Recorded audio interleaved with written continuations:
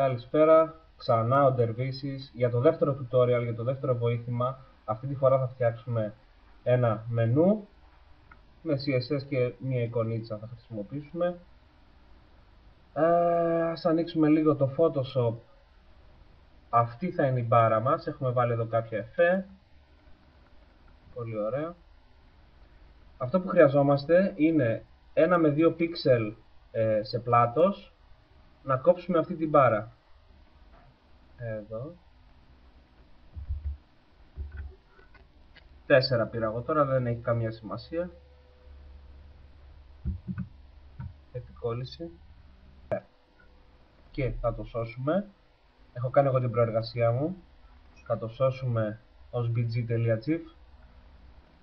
GIF. Ωραία.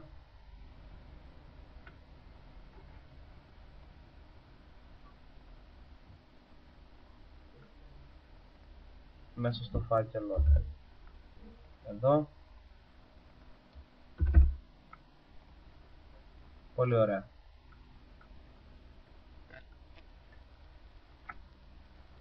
Δεν μας χρειάζεται το Photoshop. Και πάμε να γράψουμε τον κωδικά μας. Έχουμε το InType. Μέσα στο div μας, οποιοδήποτε div είναι αυτό, ας πούμε ότι είναι ο wrapper ή το header ή όπου θέλετε να βάλετε το μενού σας. Δημιουργούμε μία λίστα. Και ξεκινάμε. UL, της δίνουμε ένα ID, nav,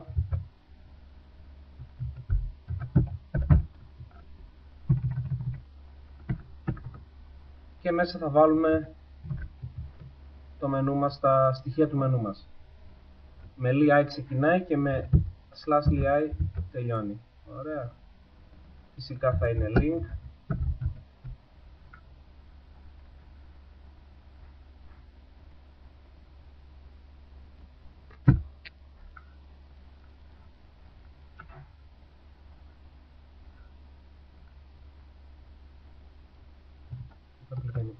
Προς το παρόν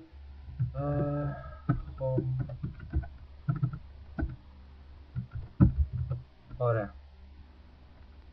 Ας δημιουργήσουμε 5 τέτοια. Πολύ ωραία. Home, About, Portfolio. Ενδεικτικά, δεν είναι τίποτα αυτό που κάνω τώρα. Links και Contact. Ωραία. Για να δούμε τι κάναμε. Τίποτα μέχρι στιγμής. Μία απλή λίστα. Πολύ ωραία.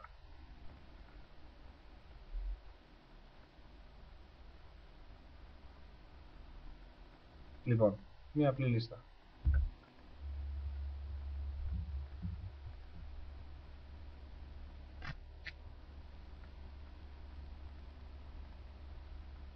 Πάμε τώρα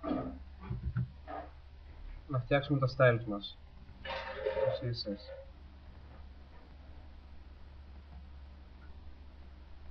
Λοιπόν, για το body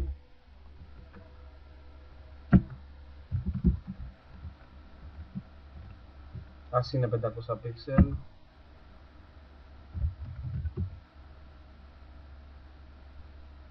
Και να το κεντράρουμε. Ωραία. Αυτά δεν είναι πολύ απαραίτητα. Τώρα θα φτάσουμε στο zoom in. Λοιπόν, το UL μας με ID nav θέλουμε να έχει για background το BG που δημιουργήσαμε. Προσοχή εδώ τώρα. Επειδή είμαστε στο φάκελο τον ίδιο, δεν βάζω τίποτα από μπροστά. Αναφορά, εντάξει. bg.gif. Και θέλουμε να επαναληφθεί στον άξονα Χ. Ας δούμε τι κάναμε μέχρι στιγμής. Πολύ ωραία. Είναι κεντραρισμένο όπως βλέπετε. Και δημιουργήσαμε την μπάρα που είδαμε και στο Photoshop στην αρχή. Λοιπόν, συνεχίζουμε. Τα list items, τα στοιχεία li δηλαδή, πρέπει να είναι flow to the left. Γιατί εμείς θα θέλουμε το ένα δίπλα στο άλλο και όχι το ένα κάτω από το άλλο. Τώρα κάνουμε οριζόντιο μενού. Ωραία. Δεν το είπα στην αρχή, δεν έχει σημασία. Λοιπόν, ας βάλουμε και ένα padding από πάνω 4 pixel, 10 pixel δεξιά, η επόμενη τιμή είναι για κάτω και η επόμενη είναι για αριστερά. Πολύ ωραία. Και πάντα display block. Πολύ ωραία. Λοιπόν, χρειάζεται να δηλώσουμε και ύψος, 35 pixel είναι το ύψος της μπάρας μας. Ωραία. Και όπως βλέπουμε, πολύ ωραία. Πάμε να συνεχίσουμε να το κάνουμε πιο όμορφο. Λοιπόν,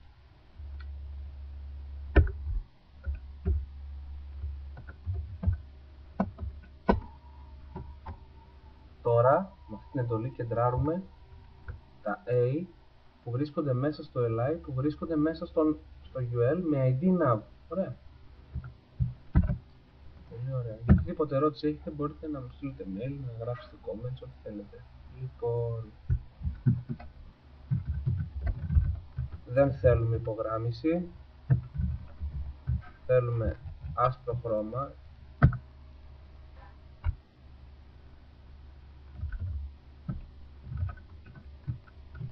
Θέλουμε Arial, μου αρέσει Arial. Θέλουμε Bold.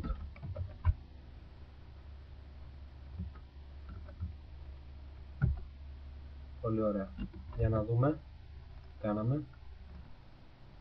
Πολύ ωραία. Όπως είδαμε και στο πρώτο tutorial μπορούμε να βάλουμε και text shadow. Εντάξει, τώρα δεν είναι ανάγκη. Το θέμα ποιο είναι όμως, ότι θα κρατήσουμε αυτό το tutorial όσο γίνεται πιο απλό. Αλλά θέλω να δείξω στο hover να γίνεται αυτό το κομμάτι άσπρο. Μάλλον και αυτό σκούρο μπλε. Για να δούμε, θα τα καταφέρουμε. Για να πιάσουμε το hover, χρησιμοποιούμε την εντολή. Πάλι UL nav, στο LI που είναι στο A, αλλά hover. Πολύ ωραία.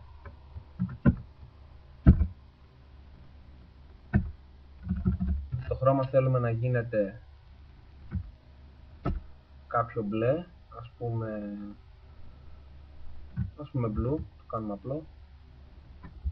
Για να δούμε. Πολύ ωραία.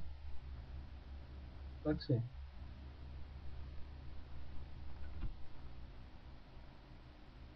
Και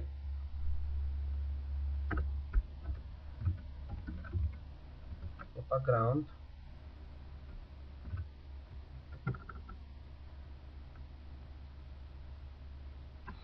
ας κάνουμε το color να γίνεται μαύρο και background να γίνεται blue. Εντάξει, ό,τι χρώμα θέλετε βάζετε εσείς, δεν είναι ότι...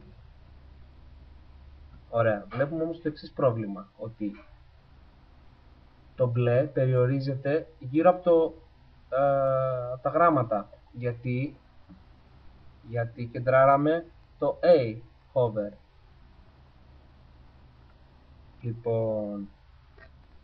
Λοιπόν, έκανα ένα pause να δημιουργήσω ένα κουμπί για το BG Hover, για να μπορέσουμε να κάνουμε το hover μας, και θα πούμε background url bghover.gif. Κάτι ξέχασες, Γιώργο? By the way, Γιώργο στο όνομά μου, Dervisis είναι το nickname. Λοιπόν, bghover.gif, πάλι repeat text, έχει, για να δούμε.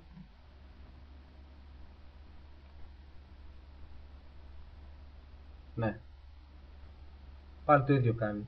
Είτε το βάλουμε χρώμα είτε το βάλουμε γραφικό, το ίδιο κάνει, γιατί δεν φαίνεται. Πρέπει να βάλουμε padding γύρω από το A.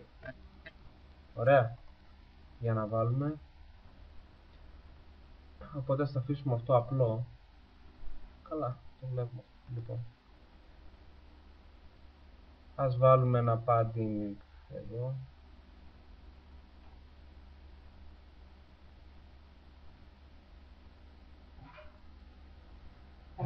Να δω, το παίρνει.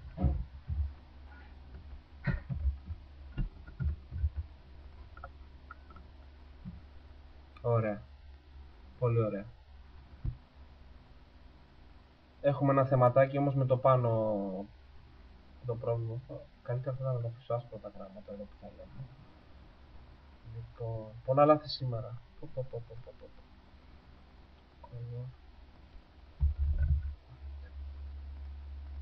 Λοιπόν,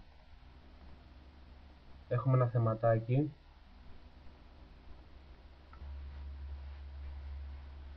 Πολύ ωραία.